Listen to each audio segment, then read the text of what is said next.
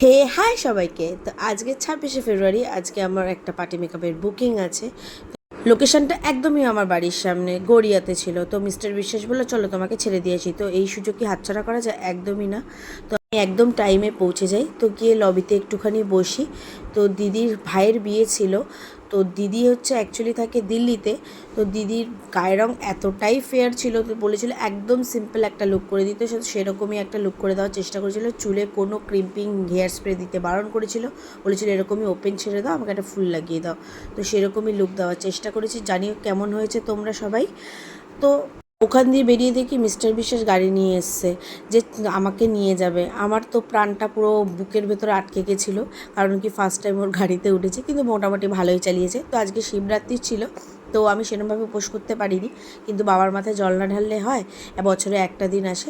তো জল ঢেলে আজকের দিনটা শেষ করলাম। কেমন লাগলো ভিডিওটা অবশ্যই জানিও। টাটা।